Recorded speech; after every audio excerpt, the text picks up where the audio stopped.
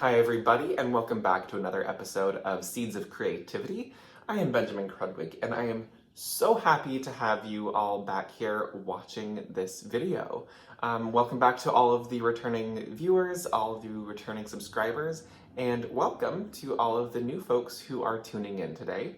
And if you haven't yet, please consider hitting the subscribe button and get notified every time that I upload a new episode of this or anything from my channel. So it helps a ton if you wanted to go ahead and do that. And if you liked this particular video, also give it a thumbs up. That also helps significantly. In today's episode, we're going to be talking about fear. This is a huge topic, and there are a lot of people who have covered this before in the past and in books. And I will put some links down below on some resources for you that if you want to actually take a look at these things, that you can. The first one is a book aptly named Art and Fear. It's by David Bayles and Ted Orland. I first read this in college in a literature class, and it's a wonderful book. It talks about everything in regards to fear and creativity. And then the other book that I highly recommend is The Artist's Way by Julia Cameron, and I have mentioned this before, but it's another fantastic resource if you are struggling with, your own creative process. Just whatever you might need is probably in that particular book. So I'll put links down below if you want to check those out. And while this particular video is only going to scratch the surface on the topic, there are numerous conversations that we could have surrounding fear and creativity. I think that it's important, even though other people have covered this, I think it's an important topic to cover because this ties in with so many of our previous themes in the Seeds of Creativity series. So, it's the reason why we don't pursue our creative endeavors. It is the thing that puts us, in a mindset of feeling like we aren't good enough, that we're not worthy, that we need to have permission to do something. Fear is at the root of all of those topics, essentially. It's the root. It can be because of the fear of being ourselves, the fear of authenticity, the fear of putting ourselves out there. It's all connected. And I think in these last few episodes, you've probably noticed that yes, everything is all connected. All these topics are connected. Fear can come in many different forms. The fear of not being perfect, the fear of not being talented enough, the fear of success, the fear of failure.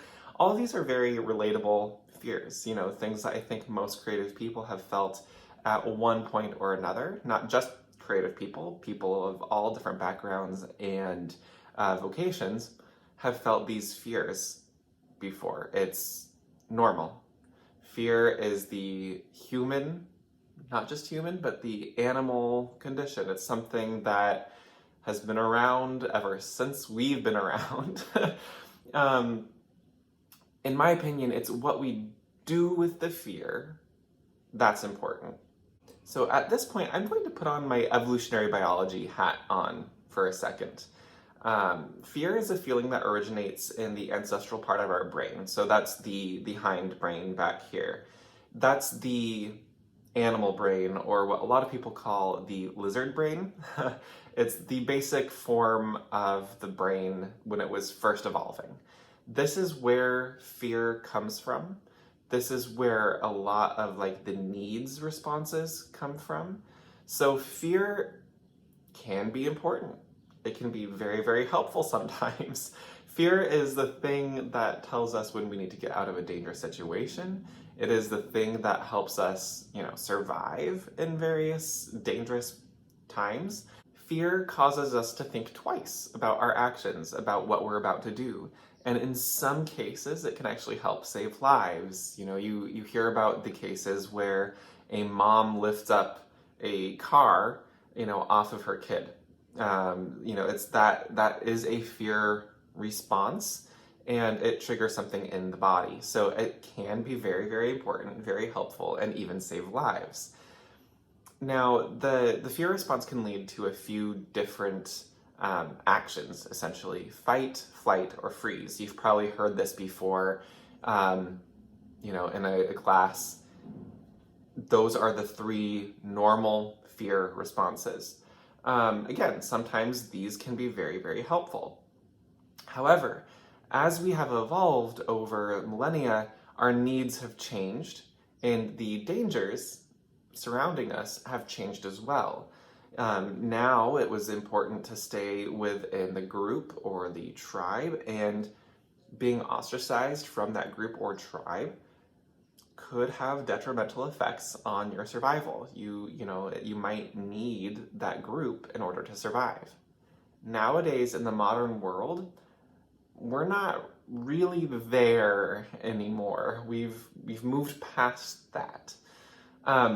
The reason I am going into so much detail about the historical and evolutionary origins of fear is because a lot of our fear comes from that location when we're making art. And so it is connected. Now, one of the reasons I think that so much fear happens when we make art is because there's this fear of not being understood by the group, or the fear of not being accepted by the group. So we're still thinking about the group mindset. And if this group of people don't like my work, I'm going to be shunned, I'm going to be ostracized, and therefore my survival is at stake. That makes sense in an evolutionary thought. But in modern times, if you don't belong to a group, that does not spell disaster for you at all. I think we as artists still have the fear response to these stimuli. We get a bad critique once and it felt awful. So we choose to either fight, and you fight your professor, your teacher, the critiquer, and that's a bad feeling in the taste in your mouth, a bad taste. But maybe you vowed never to share your work again. Maybe that was your response. That was your fear response. So that would be like the freeze response, right? Or the flight response, where you decide, well, I'm never going to make art again because I got a bad critique. That is a normal response to this kind of stimuli, that fear of not being accepted, right? Another fear that pops up in creativity, and actually comes up in this book, Art and Fear, is the fear of loss. So as you work on a piece or a few pieces, then what happens is that the longer you go while working on this piece, the fewer and fewer options it has of becoming something different. And there's a sense of conclusion, a sense of loss once that piece is finished. You can really no longer go back and work on that particular piece because it has been deemed finished and done. This happens, and I understand that too. Like when a project comes to an end, there is a little bit of grief that comes with the finishing of that process. Some of us don't like that feeling, and so what we'll do is, it's better to not create at all, right, than to feel that feeling of loss when a project is over. Fear can also come in the form of the fear of success, as backwards as that might seem. I think it comes from a couple of places. Again, I'm not an expert on any of these things. It's just my own anecdotal evidence and anecdotal thoughts. I think one of the things about fear of success is the fear of the unknown, of what happens after you become successful. So what is it that you do next? Is there another project? It's the fear of being able not to live up to that success. I also think that it comes from a fear of failure after success, so that you're not worried about the success part of it at all. You've been striving towards that for a long time. You're worried that you're going to fail afterwards. That's a very legitimate fear. When faced with all of this, with all this fear, I think it's helpful to remember a few things, and these are things that have worked for me. They might not work for everyone, but just a few things that I think about when I am faced with fear. The first one is art is a process, not a destination.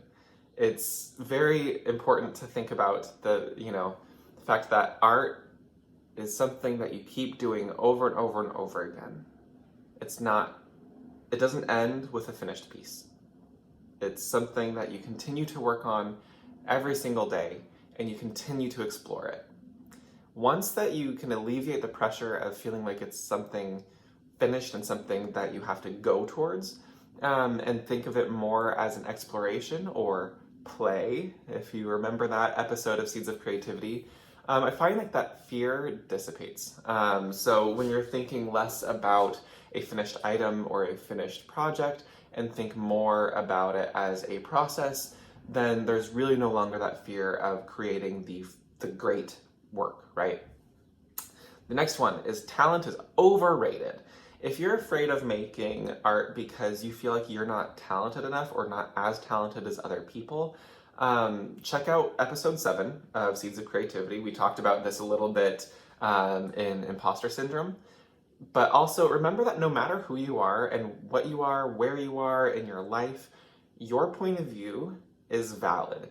Your vision and your identity is worth something, and it is worthy of being shared in the world. Do not forget that.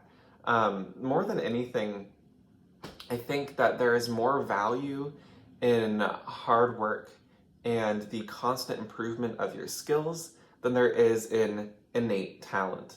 One of my favorite quotes from the Art and Fear book is, "Ordinary people make art." It's that the sentiment here really is that perfect people don't really make art. It doesn't work that way.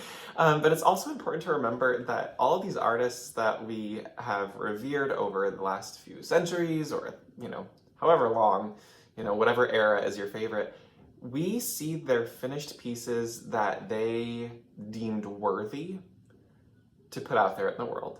We don't see many of their failures. We don't see many of the pieces of art that they got, like that they repainted over. We don't see that. So of course we have these thoughts of, wow, these people were so talented and so genius. Yeah, they did have a nugget of talent and a nugget of genius in there, but a lot of them also worked very, very hard and honed their skills. Just like you, just like me. The third one that I want to talk about is the people who matter don't mind, and the people who mind don't matter. This is not a phrase that I came up with, but it is one that has stuck with me over the last few years of when I heard it. It essentially means that the people who don't respect your work, who don't support your work, don't matter. Their opinions do not matter as much as the opinions of the people who support you, love you, and respect your work. Those are the opinions to listen to. Those are the compliments that you need to hear, no matter how hard it is to accept them. And I think I will talk about that in another episode, is the fear of compliments, because I'm not the only person who struggles with that. There's a lot of people that I know personally who struggle with that. But it's important to listen to the voices who are there for you, the people who support you, and they might give you a critique. Like, I wish that this was a little bit different. That's great. It means more from them than it does from your haters who don't believe in what you're doing.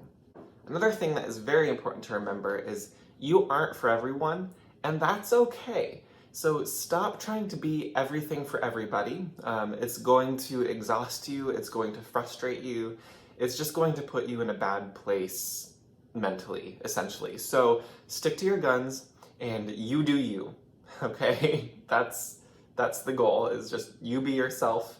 Go look at identity, if you want to look at that episode to talk about, how you can help cultivate your own identity.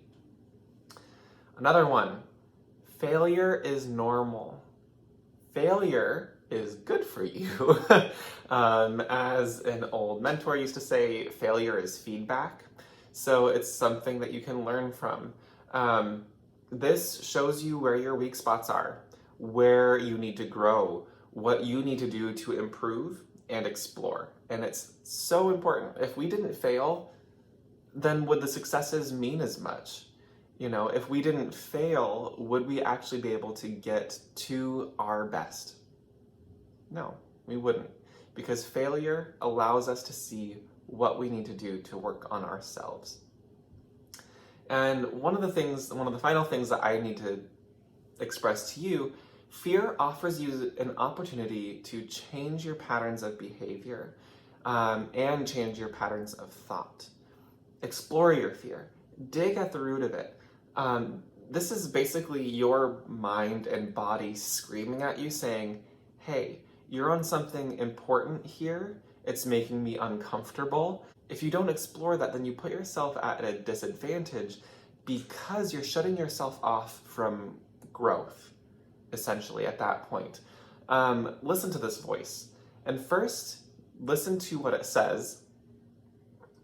Take a pause, write this down, journal. I've been a little lax with my journaling lately and I'm feeling it. So journal this out, ask your fear what it is that it's saying, and then explore it deeper. Ask it what it means, because at first that initial fear response is like, ah! And if you can take a moment to breathe and write, then that initial shock will relax a bit and you can get to the actual root of the issue. This is an evolutionary reaction. Once you get past that part of it and you can analyze, then you'll get somewhere with it. Face your fears, and things can and will get better. I could wax on about this topic for so long because it is such a pervasive issue in the creative community, but it's also something that I struggle with. Probably this is my biggest obstacle in my own creative life and my big life. It has been a huge player. I am prone to anxiety, and so fear is kind of just right on the edge of anxiety. It has been the constant acknowledgement and sticking with the feelings and sitting with the feelings that have helped me get through the fear. Sometimes my anxiety and fear does get the best of me, and unfortunately my response is to freeze. It wasn't until I finally sat with a whole bunch of recurring nightmares that I've had, where I play dead in the face of danger, that I realized, okay, I've been playing dead my entire life. I've been freezing in the face of danger, and that goes for every situation, whether it's career, relationship, moving forward, building something. It's that realm where I would freeze and not be able to take action on something. So that was my fear response, and now I've decided that doesn't work for me anymore, and I need to move forward. So as I end this episode, I want to add a new word to the set of fear responses. So there's fight, flight, freeze, or flourish. And I'm going to choose to flourish in the facing of my fears. Thank you all so much for watching this episode, and if you liked this, again, please hit that like button and subscribe. I am filled with so much gratitude and joy to have you spend a few minutes with me every week while watching these episodes. I will see you in the next episode, next Friday, where we're going to be talking about a term that I'm making up right now because it's something that I realize that I've fallen into the trap of. Achievement amnesia. So I don't think that's a real thing, but it's something that I want to talk about because it's important. So see you next Friday where we talk about that, and I hope you all have a great week. Bye.